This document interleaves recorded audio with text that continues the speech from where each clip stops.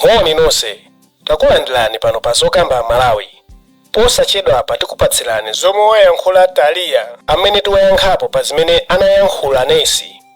Nesi anamudzutsa Talia pa nkhani yokhudzana ndi mnyamata amene mukumuona apayi, VJ Keni. VJ Keni ndi mnyamata amene watchuka ndi nkhani imene pano ili ku bwalo la milandu ikukambidwa yokhudzana ndi kugwilirira mwana wa zaka 15.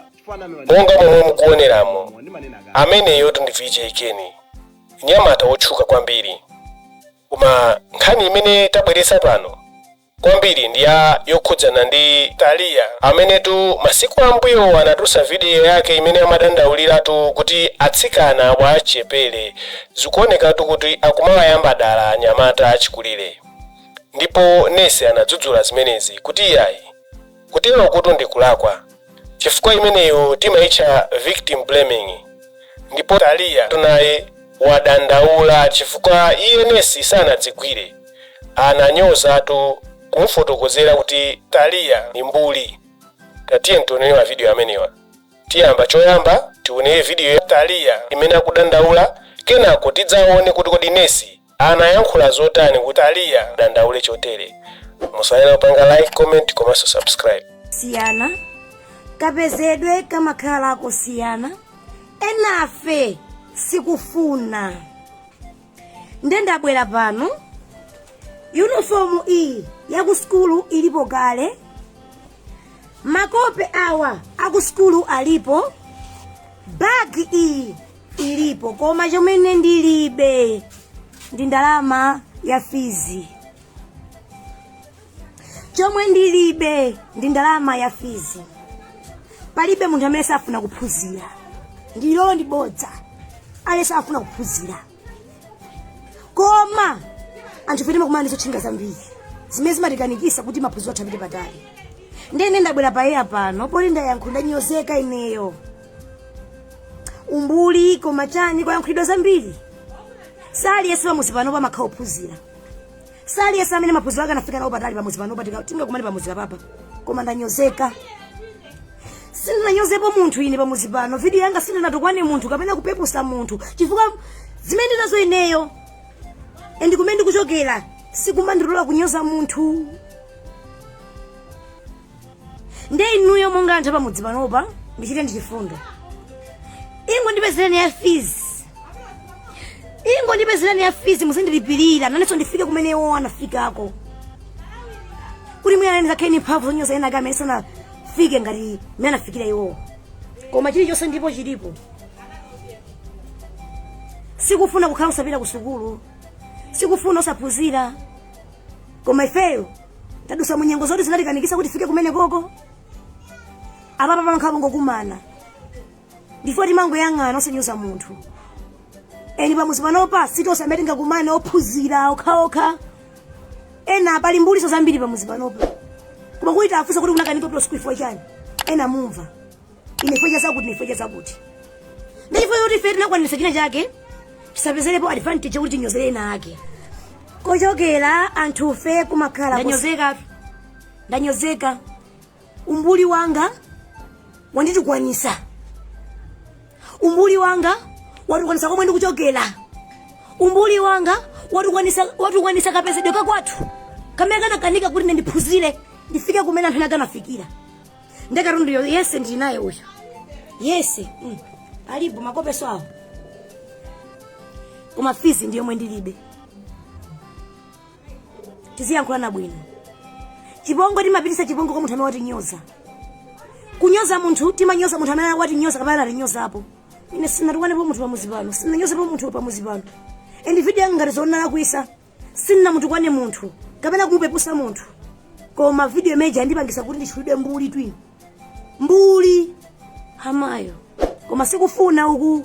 Sikufuna. Ndipo muzibano ba ingosongelana ntuli siku simaifuna ine. Kusukulu mafuna ndapitako. Nditaphunzira mpaka kufika mena nafikira iwowo. Koma kapezedwe kanga sikamandilola. Kapezedwe kwathu sikamandilola. Timapezeka kuti tayamba bwino kena kukugwa nkhani yake mina mafizi. Tayamba bwino kena kupeza kuima nkhani yake mafizi. Ndilipilire na bali yanga. Ndikungokhala pano. de chimene wachita pano basi ndifoni yanga ndizikeza apa masamba ncheza timangocheza hapo ndifoni yanga itu basi masuku simaifuna koma sindingabwere pano kubwera ndipiliyene mwakuti timaboti muti tukanaso kuti akubwera usapempha ndepoti oti yankhulira kale mwamva kale nde ndithandizeni kusuku ndipita ndibwerere zikomo koma kuchokera koma kausiyana kapezedwe ena fe sikufuna alipo ambiri pamuzi pano pamwina ina agamene sanapitirize maphunziro awo sikufuna kwawo mwina inonso madusa nyengo zina zake zowawisa koma kuthandizirana nalipo zikomo koma ngati pa video yanga paja ndinayankhula kena kake kamene mwina sikana kumvekereni bwino poti padziko pasi pano palibe munthu amene salakwisa video yanu so munakangoyankhula azimene munayankhulira kusogolomu chabwinobwino kuti apapa motere noti mbuli akuyankhula za umbuli sukulu ayi chimene ndikandikisa sukulu ife simukuchitani simukuchidziwa sinimasunga mkwiyo ni munthu sinimadandaula ndipasambala mchezo apa mukhaye siku labwino ndufuna ndikupangeni play video it muonere ndipanga play only a few seconds. I don't want to play the entire thing it chifukwa chokuti zimene zikulankhulidwa mu video mundizopanda nzeru it it's nonsense ndipo coming from a woman zinandikhudza kwambiri mpaka ndandana kuti ineyo let me just weigh in on this issue kuti ndiaonetse anthu kuti what is wrong with our society ndife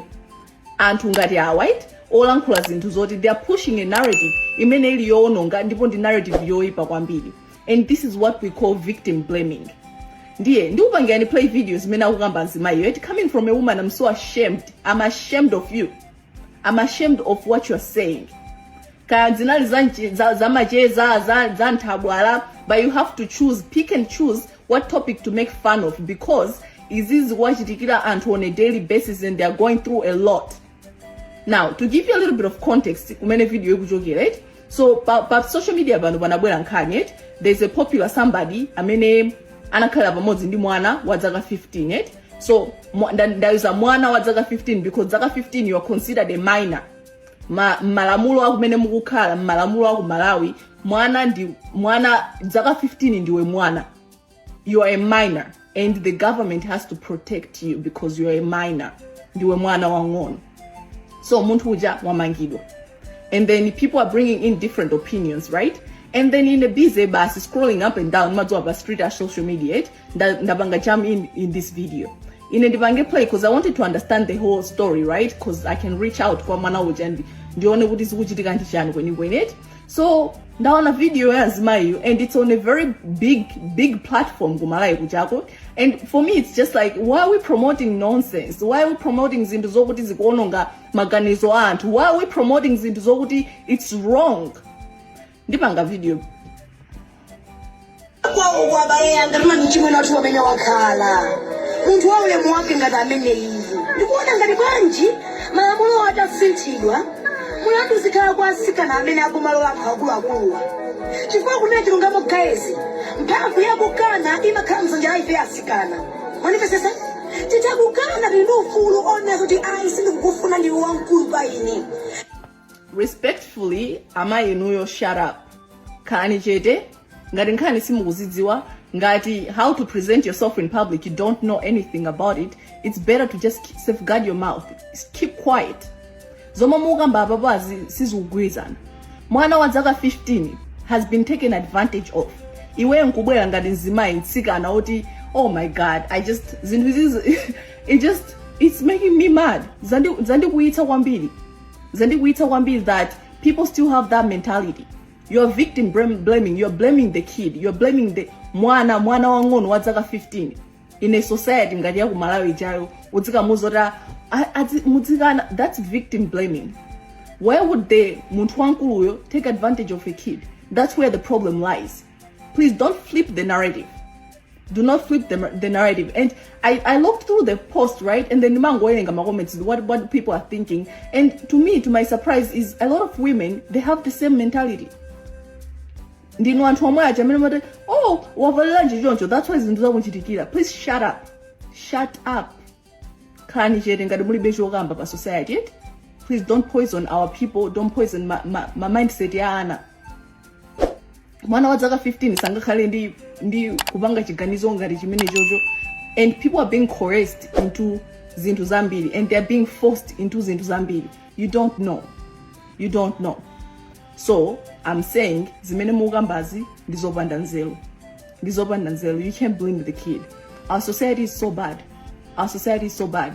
Don't victim blame. You're victim blaming your baba. Or anawadzikana bwanji. Are you serious? Are you being serious right now? Are you being serious? Izizi uchoka pakamwa pa munthu wankazi. Ineyo ndakula, I told you guys pamene ndakula mu society yoti ndiyachabe kwambiri. And I come here every day. If you have a girl child, please safeguard your kid, protect your kid. Anthu ndoyipa kunja kuja. People are really bad. There's a lot of things you can do, but mulunguso nthawi zina zake amangoti izi zachitika. But just know, mukamayenda muzizwa kuti munthu ndoyipa, munthu ndwachabe kwambiri.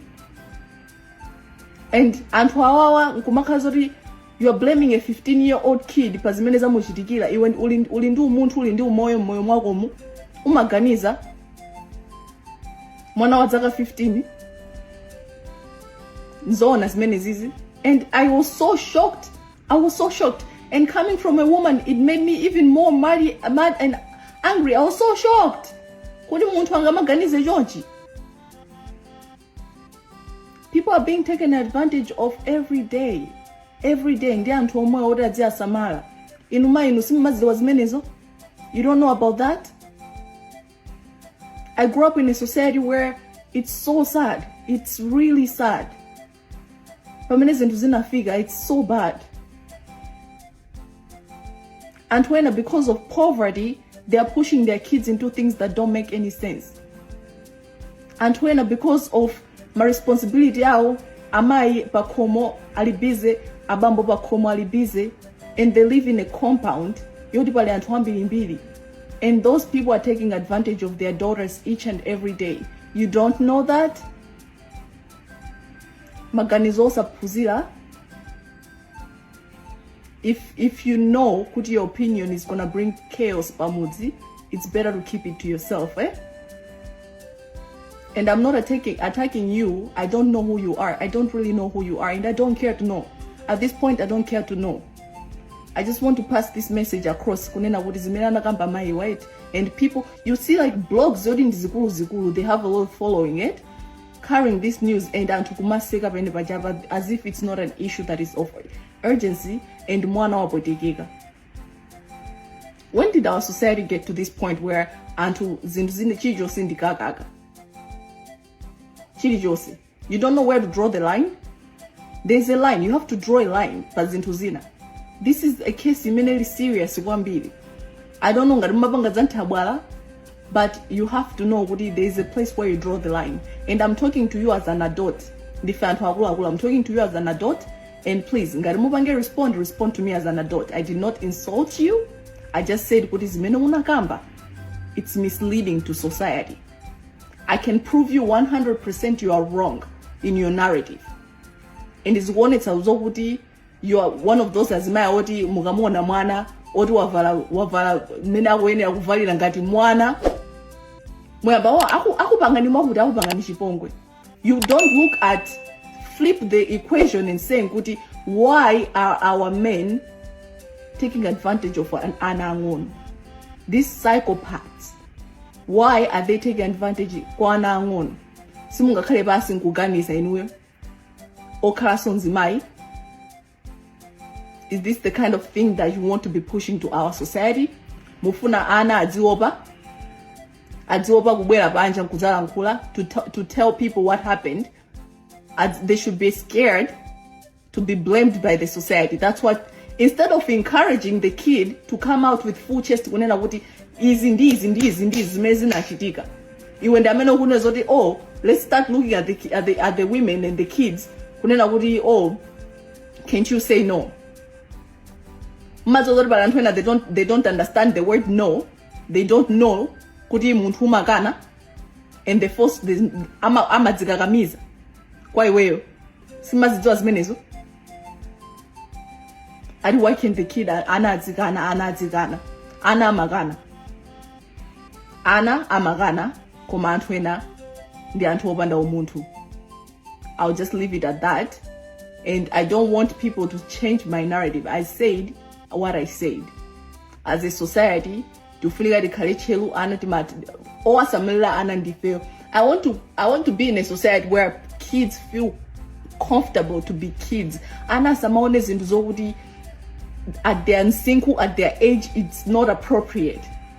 Ine ndakula moyo oti ndiwachabe kwambiri, zinthu zimene ndinaona ndidakali wang'ono izi ndizachabe kwambiri. And up until now, it took a lot. Tsulina like it, inu ndine ndizakhale pasi ndzakuze ndi moyo wanga bwa. My whole life story. Let me tell you guys. Kuti muone kuti anthu ndoyipa kunja kuno. People are bad. Awandi kuita. And munditenge umene mufuna munditenge ndanena zimene ndanena. Ndeba je kunachulukatu kudziona zimuno opusa. Mwina 90% ya azimuna yambida kumowa kumakatenga tana ngati medi kumachira nazo zisembwere azimuno opusa okhaokha azimuno. I mean, because you pay them money. Why should you pay them? Why should you pay them? Ena kupasa mabado women. Why should you pay them? Zino azibambo azinyamata azimuna omvesa chisoni.